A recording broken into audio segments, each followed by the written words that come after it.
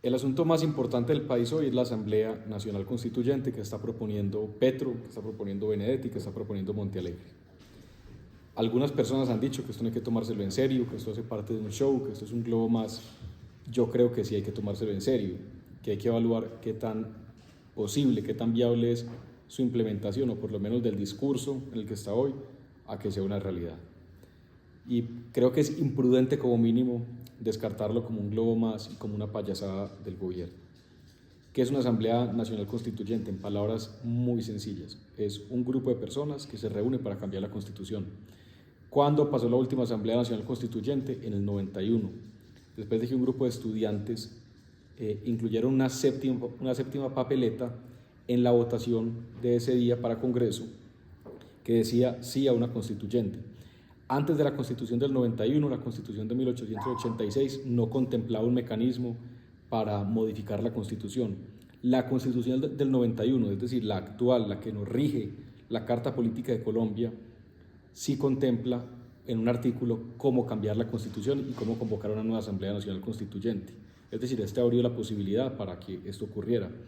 ¿Qué quiere hacer el gobierno? Se quiere saltar lo que dice la Constitución y hacerlo, como es típico con este gobierno, a la fuerza, con medidas populistas y buscando imponer y no buscando consensuar. Si el gobierno quisiera hacerlo de la mejor manera, lo debería intentar por la vía del Congreso, intentar tener mayorías y buscar la Asamblea Constituyente, si así lo quisiera, por la vía del Congreso. Como sabe que las mayorías se le han fragmentado, se le han fracturado, como sabe que en el Senado tiene una oposición tan fuerte, pues lo va a buscar directamente a través, ha dicho, de al menos dos mecanismos. Primero, Petro habló de conseguir 8 millones de firmas, que digamos constituían el porcentaje necesario de ciudadanos participando para pedir este mecanismo. Lo que Petro propuso es que estas 8 millones de firmas no irían al Congreso para que el Congreso evaluara la posibilidad de una constituyente, sino que iría directamente hacia la Corte Constitucional y que la Corte evaluara si ahí había un hecho político significativo para llamar a una Asamblea Nacional Constituyente o no. Nuevamente esto está por fuera de la normatividad, lo que quiere hacer Petro. Pero ahora la última perla, con lo que salió Benedetti, que es un gran operador político, que es un tipo de ideas oscuras, es que quieren depositar una octava papeleta, ya no la séptima papeleta del 91, sino una octava papeleta, que diga que el día de votación de Congreso de la República, en marzo del próximo año, 2026, la gente meta un papelito que diga sí a una asamblea constituyente y que la Corte evalúe si ahí hay un hecho político. Montealegre, otro personaje oscuro, bastante peligroso y de ideas muy inconvenientes para la democracia, de ideas, diría yo, me atrevo a decir, antidemocráticas y que están respaldando la autocracia que Petro quiere imponer, ha dicho que lo que se está buscando es un hecho político. Ojo con esto, y es que hay una diferencia entre el hecho jurídico y un hecho político.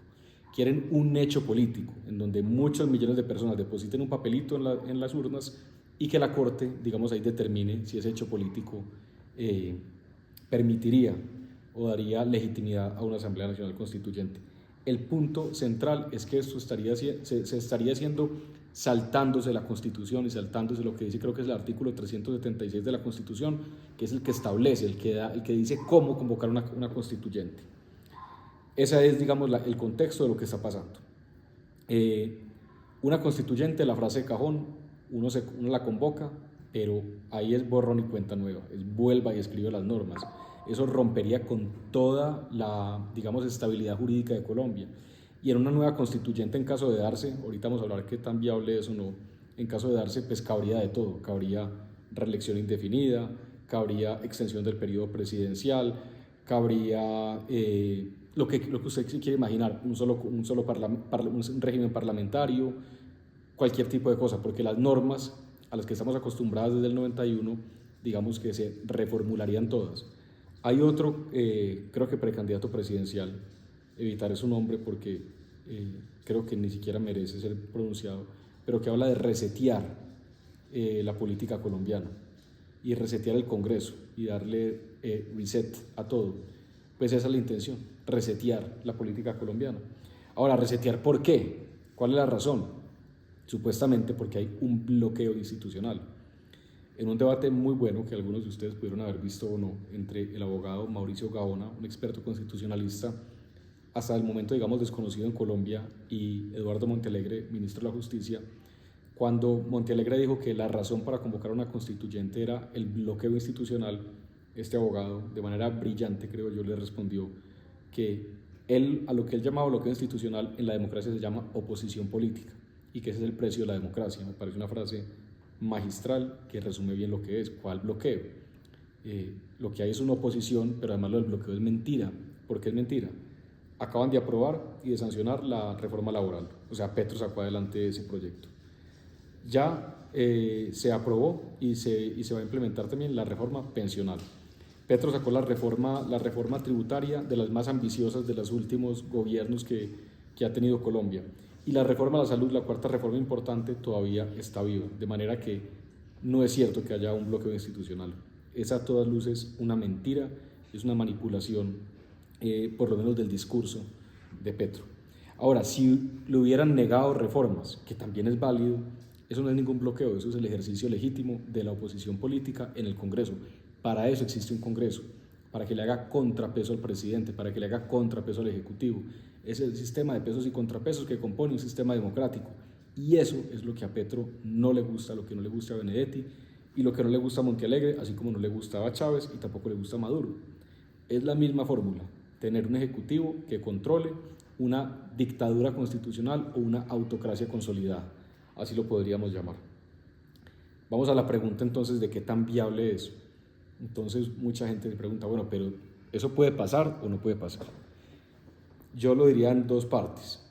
Que hay una intención clara para hacerlo, absolutamente, es indiscutible, si lo quieren hacer. ¿Puede pasar? Lo veo muy difícil. ¿Por qué? Porque al menos tiene que ocurrir dos cosas. Primero, que la Corte Constitucional diga que lo encuentra exequible, es la palabra técnica, que lo encuentra, digamos, coherente con la Constitución. Y es muy difícil que lo encuentre coherente con la Constitución, por lo que decía, porque la Constitución ya contempla un mecanismo que está siendo desconocido. Y luego, que la registraduría pues llame a la elección de una asamblea constituyente. La registraduría ya dijo, ya lo dijo hace unas semanas el registrador nacional, no lo va a hacer hasta que las Cortes no se pronuncien, lo cual es una, pues digamos, posición sensata, una posición responsable. Entonces, que eso pase es muy difícil, es muy improbable, pero yo estudié ciencia política y yo creo que lo primero que le enseñan a uno en ciencia política es que los abogados evalúan, analizan la situación de un país desde los códigos, desde la Constitución, desde las normas. Los que estudiamos ciencia política, los politólogos, analizamos de acuerdo a las circunstancias de poder.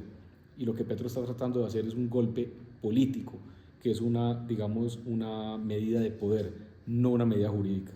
Por la vía jurídica no lo pueden lograr, es bastante evidente que no lo pueden lograr, pero creo que un presidente en Colombia que es bastante poderoso tiene al menos, controla dos cosas. Uno, el presupuesto, es decir, tienen plata, tienen presupuesto para hacer corrupción, tienen presupuesto para movilizar personas, tienen presupuesto para comprar conciencias, tienen presupuesto, indiscutiblemente. Y lo segundo que tiene es la fuerza física, el comandante de las fuerzas militares. Ahí el gran interrogante es las fuerzas militares, que en Colombia son responsables, son no deliberantes. En toda esta cantidad de polémicas que ha habido hasta ahora con el gobierno nacional, nunca se ha escuchado a un comandante de ninguna de las fuerzas ni emitir una opinión, ni poner un Twitter, nada de eso. En Colombia tenemos unas fuerzas militares responsables, no deliberantes en política, pero eventualmente, ante un golpe de mano del presidente tratando de imponer una elección, las fuerzas militares, creo yo, tendrían que decir algo al respecto. Entonces, ¿es esto un globo? Yo pensaría que no es un globo, porque hay una intención difícil de aplicar.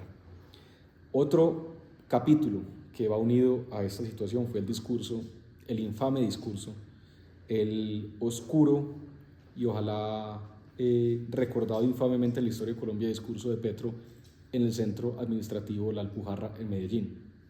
Para quienes ven este podcast o lo escuchan de otras ciudades, La Alpujarra es el centro administrativo en donde está la Alcaldía de Medellín, la Gobernación de Antioquia, la Asamblea Departamental de Antioquia y el Consejo Municipal de Medellín, en donde están las dos grandes corporaciones y los dos, digamos, las oficinas del gobernador y el alcalde y de sus gobiernos. Pues ahí en el corazón de La Alpujarra Ahí en la mitad de los dos edificios Petro hizo la manifestación, pero no únicamente, digamos, fue provocadora porque lo hizo en ese lugar, porque lo hizo en Medellín, que es la ciudad más opositora a Petro, sino que de manera amenazante subió a la tarima a jefes de organizaciones criminales en Medellín. ¿Cuál es el mensaje de esto? ¿Cómo lo interpreto yo? Yo lo interpreto como una amenaza, lo interpreto como un mensaje en donde se le dice a los opositores, y lo hizo muy explícitamente con el alcalde de Medellín, con quien me solidarizo, Federico Gutiérrez, con quien ha sido valiente, quien ha tenido el coraje y ha cumplido la ley para capturar a muchos de estos integrantes de organizaciones criminales. Pues a estos que había capturado los gobiernos de Federico Gutiérrez fue los mismos con los que Petro se subió a la tarima. Incluso uno de ellos habló de manera negativa en contra del alcalde. Y repito, ahí no están hablando actores políticos, están hablando actores ilegales, armados, ilegales. Entonces es una amenaza. Pero en general el mensaje que se dio es: aquí estoy yo con mis proyectos de Petro, aquí estoy yo con mi proyecto constituyente, y acá están personas que, digamos, respaldan este proyecto. Así lo veo yo. Creo que es infame que Petro hubiera hecho eso. Creo que es infame que el gabinete ministerial se hubiera parado al frente de estas personas, que hubiera senadores, senadoras de la República también legitimando este acto. Y yo creo que eso demuestra muy claramente, digamos, las dos tendencias que hay en Colombia. Y esto aquí ya no se trata de ser liberal, ni conservador, ni ser de centro o derecha. Yo creo que esas barreras aquí se han perdido. Y acá hay una diferenciación muy clara, y es quienes creemos en la democracia y quienes no creen en el sistema democrático. Creo que esa ya es la diferenciación, porque en esa tarima estuvieron parados, repito, senadoras, ministros, ministras, directores de entidades públicas, y yo lo digo y lo sostengo: esa gente no puede creer en el sistema democrático, esa gente no actúa democráticamente, y esa gente yo creo que está bordeando la ilegalidad con ese tipo de acciones. Entonces ese es el mensaje, un mensaje amenazante en el corazón del centro administrativo de Medellín, de la oposición política. El gobernador de Antioquia es un opositor de Petro, el alcalde de Medellín es un opositor de Petro, tanto en el Consejo como en la Asamblea hay opositores al gobierno nacional. Les está diciendo muy claramente que eso es, digamos, sí, es un mensaje amenazante, pero en general a la sociedad. Pensábamos que Colombia había superado esas épocas muy indeseables, muy violentas, de tener actores armados jugando en política, y aquí lo vemos nuevamente incentivado por el presidente de la República. Yo pienso que este proyecto de la constituyente tendrá una vinculación muy cercana con el proceso de paz con las FARC, con el acuerdo de paz firmado con las FARC. Ya están diciendo que ese acuerdo de paz, digamos, tiene un carácter de obligatorio que supuestamente no se ha podido cumplir, no se ha podido implementar, y por lo tanto yo creo que Petro quiere vincular la implementación de los acuerdos de paz con lo que sería eventualmente una constituyente, y venderlo como que votar por la constituyente es votar por la implementación de la paz. Entonces volvería ese discurso como lo hizo en su momento el presidente Santos con la implementación de los acuerdos de paz, y la división, digamos, natural que eso implicaría, que es amigos de la paz, enemigos de la paz, como nos han dicho a todos los que hemos sido críticos de esto. Ahora, ¿cuáles son las consecuencias de esta nueva fase de Petro? De la fase, digamos, diría yo, hasta el momento la más radical, la fase donde ya se perdió cualquier tipo de pudor, porque ya están diciendo de frente que quieren cambiar la Constitución, están diciendo de frente que hay actores armados ilegales, digamos, que respaldan ese proyecto. Pues la consecuencia es una agudización del discurso. Además que es impresentable, es irresponsable que después de lo ocurrido, lo lamentablemente ocurrido con Miguel Uribe, en donde muchos acordamos en que lo que pasó fue el producto de la violencia verbal de muchos actores políticos, Petro, con esos falsos distractores o con esas promesas vacías de cambio en el lenguaje, de reconciliación, de toda esa cantidad de términos que siempre han vendido y que realmente no dicen nada, pues no tuvo ninguna intención de cambio. Está más radical que nunca, está más agresivo que nunca, y sigue hablando de esclavistas, de enemigos de la paz, de guerreristas, etc. Entonces, no, el presidente de la República no ha cambiado ni cambiará. Para cerrar, vuelvo a un mensaje que hay que repetirlo y hay que repetirlo y hay que repetirlo, y es que Colombia tiene democracia todavía, Colombia tiene instituciones, tiene un Congreso que se ha opuesto a ciertas medidas del gobierno, tiene cortes, tiene medios de comunicación, tiene gremios, tiene sociedad civil, las marchas lo demostraron, las marchas de solidaridad de Miguel Uribe, la marcha del silencio, como le dijeron, demuestran que Colombia hay una democracia todavía vigorosa, vibrante, estable, que está en riesgo, sí, pero que puede salir adelante también, y ese es el mensaje de optimismo. Hay muchos proyectos políticos personalistas, varias decenas de candidatos presidenciales. Yo creo que va llegando un momento de grandeza, va llegando un momento de necesidad de unión, de consolidación y, como digo, de defensa unánime del sistema democrático político colombiano. Yo no lo habría pensado, que Petro fuera a poner en riesgo y su gabinete y sus colaboradores y su bancada en el Congreso realmente fueran a amenazar la democracia colombiana de la manera que lo están haciendo. Lo hubiera visto improbable, pero es una realidad. Es una realidad que hoy hay un riesgo democrático sobre Colombia porque el término Asamblea Nacional Constituyente lo explica. Quieren cambiar la Constitución sin saber cuál es el resultado de esto. Yo creo que van a aguantar las instituciones, yo creo que Petro no lo va a lograr, pero lo van a intentar de todas maneras. Y esto va a requerir entonces también mucho valor civil, va a requerir marchas, va a requerir muchas voces que hablen, unión y anteponer proyectos personales políticos para buscar una gran consolidación de un bloque o de una gran persona que unifique y que enfrente efectivamente esta seria amenaza a la democracia, que no es carreta, que no es globo y que se debe tomar prudentemente en serio. Pero hay esperanza y muchos estamos determinados a no dejarnos arrebatar lo que se ha construido con tanto sacrificio en Colombia y de mantener esa Constitución del 91, de mantener esa libertad que nos permite opinar, disentir, pelear democráticamente, con ideas, con argumentos. Eso no se puede perder, porque esa idea, muy inspirada en Venezuela, de tener un régimen autocrático con un ropaje constitucional o democrático, como lo ha hecho el dictador Maduro, que se elige con elecciones compradas, con elecciones manipuladas, y tiene, digamos, ese traje de presidente que no lo es. Yo creo que no está muy lejano el deseo de Petro de hacerlo, y eso hay que entenderlo nítidamente, hay que entenderlo en blanco y negro, y no es exageración decirlo.